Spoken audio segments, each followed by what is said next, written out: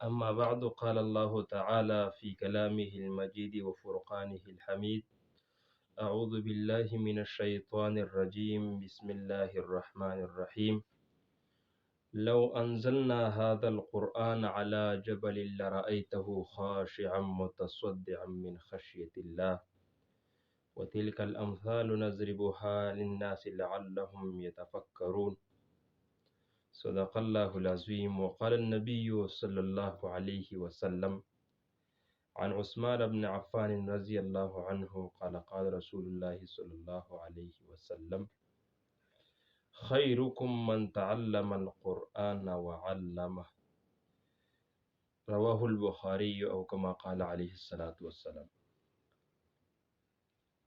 صدق الله العظيم وصدق نبيه الكريم ونحن على ذلك لمن الشاهدين والشاكرين آمنت بالله صدق الله مولانا العظيم.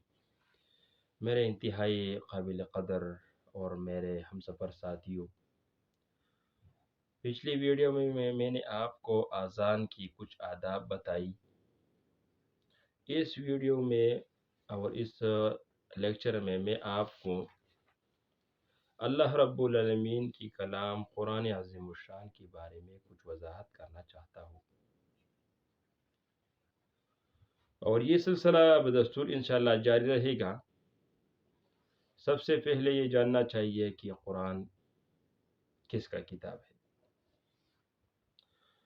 قرآن اللہ رب العالمین کی نازل کردہ کتاب ہے، اور وہی ذات کی کتاب ہے جو دنیا اور ان تمام اسباب اور کائنات کا مالک ہے، اور وہ ذات الحی القیوم ہے.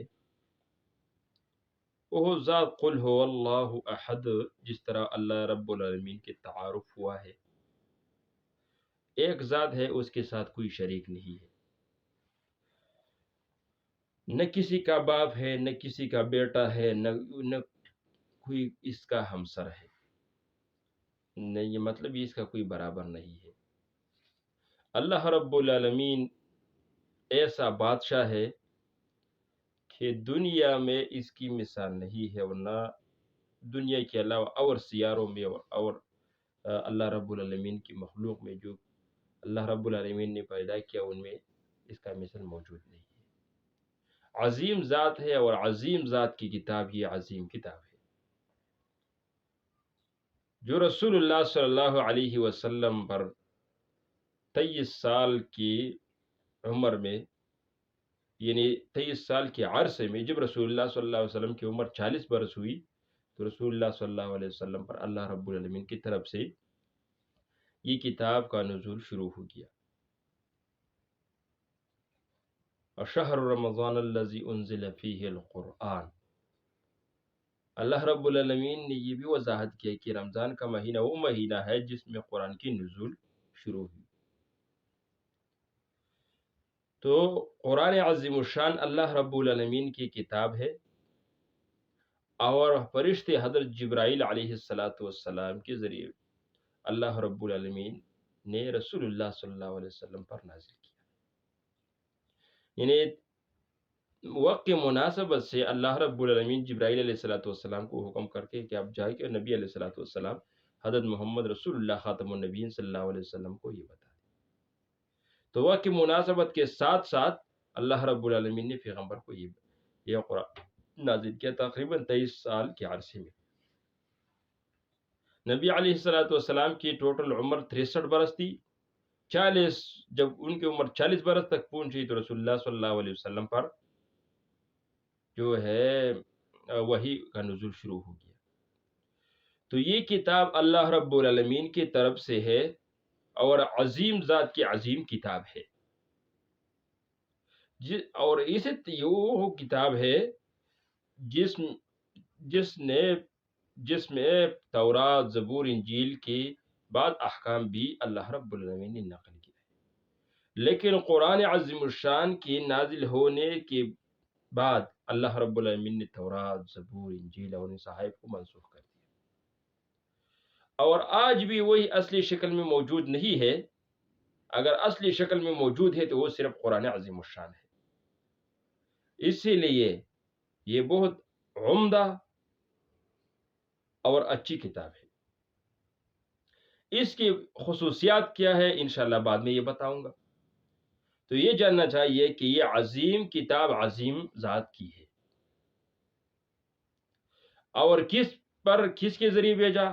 رسول اللہ صلی اللہ علیہ وسلم، حضرت محمد خاتم النبیین صلی اللہ علیہ وسلم کے ذریعے سے، نبی علیہ جبرائیل علیہ السلام کے ذریعے سے رسول اللہ صلی اللہ علیہ وسلم کی دین مبارک پر نازل کی۔ اور رسول اللہ صلی اللہ علیہ وسلم اپنے صحابہ اور کاتبین کو کہتے تھے کہ آپ ادھر لکھو، یہ ادھر رکھو، یہ ادھر لکھو۔ جب بھی وحی نازل ہو جاتی تو کاتبین وحی کو بلا کر ان کو کہتے کہ یہ آیت اسی جگہ پر لکھو، یہ آیت اور یہ سورت اسی جگہ پر لکھو۔ تو بدستور اللہ رب العالمین کی کلام نازل ہوئی 23 سال کے عرصے میں۔ اللہ رب العالمین اس آیت میں یہ کہتے ہیں کہ اگر یہ قرآن اور یہ کتاب اللہ رب العالمین نے ایک پہاڑ پر نازل کرتے تو آپ دیکھتے تھے کہ یہ پہاڑ اللہ رب العالمین کے ڈر کی وجہ سے ٹکڑے ٹکڑے ہو جاتے۔ اللہ رب العالمین کہتے ہیں یہ مثالیں میں آپ کو بتا رہا ہوں، اللہ رب العالمین کہتے ہیں کہ یہ تو تلک الامثال، اور یہ مثالیں میں آپ کو بتا رہا ہوں۔ کس کو؟ انسانوں کو۔ کس کے لیے؟ لعلہم یتفکرون، کہ وہ اس میں سوچ کرے، اس میں فکر کرے، اور اس میں یہ انسان اپنے تدبر کرے، تاکہ اس فکر اور تدبر اور سوچ کی وجہ سے انسان اپنے اصلیت کو پہچان لے۔ اور جب یہ انسان اپنی اصلیت کو پہچانتے ہیں تو اس پہچاننے کے بعد وہ اللہ رب العالمین کے ذات کو پہچانتے۔ تو قرآن عظیم الشان کی نزول کا مقصد صرف تلاوت کرنا نہیں ہے۔ قرآن عظیم الشان کا مقصد دل میں اللہ رب العالمین کے ڈر اور خشیت پیدا کرنا ہے، کہ جو بھی شخص قرآن کی تلاوت کرتا ہے، قرآن کی آیات کو پڑھتے ہیں، ان کی درس و تدریس کرتے ہیں، تو ان کے دل میں اللہ رب العالمین سے خوف پیدا ہو جائے۔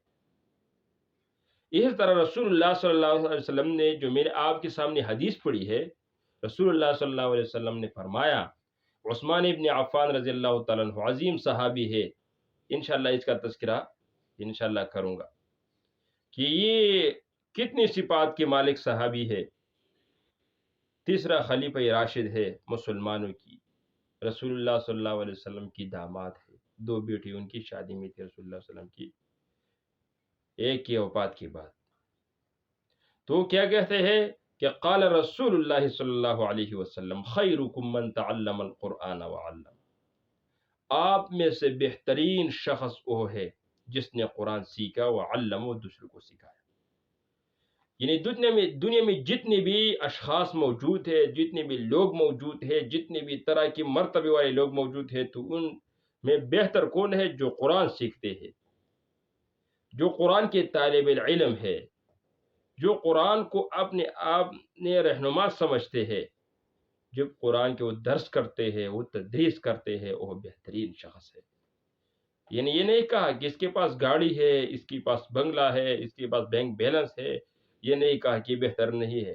ہاں، مال کی اپنی وجہ، یعنی ان کی اپنی ہی خصوصیات ہے جب وہ اللہ رب العالمین کے راہ میں خرچ کرتے ہیں۔ لیکن رسول اللہ صلی اللہ علیہ وسلم نے اس حدیث مبارکہ میں بہترین شخص ان کو قرار پایا جو اللہ رب العالمین کے کلام کو سیکھتے ہیں اور دوسروں کو سکھاتے ہیں۔ تو مسلمانوں کے لیے سب سے بہترین چیز اللہ رب العالمین کے قرآن کا نظام ہے۔ اللہ رب العالمین کے قرآن کو کہنا، قرآن کی ماننا ہے کہ یہ شخص اپنے آپ کو بہتر بنا لے۔ کس کے ذریعے سے؟ قرآن کے ذریعے سے۔ جب وہ شخص اپنے آپ کو قرآن کے ذریعے سے بہتر بناتے ہیں تو اللہ رب العالمین قیامت کے دن کو ایک اعلیٰ مقام عطا فرماتے ہیں۔ تو انشاءاللہ یہ پہلی ویڈیو تھی قرآن کی فضیلت کے بارے میں، انشاءاللہ اگلی ویڈیو بھی قرآن کی اہمیت اور فضیلت کے بارے میں ہوگا۔ تو آپ سے اجازت چاہتا ہوں، السلام علیکم ورحمۃ اللہ۔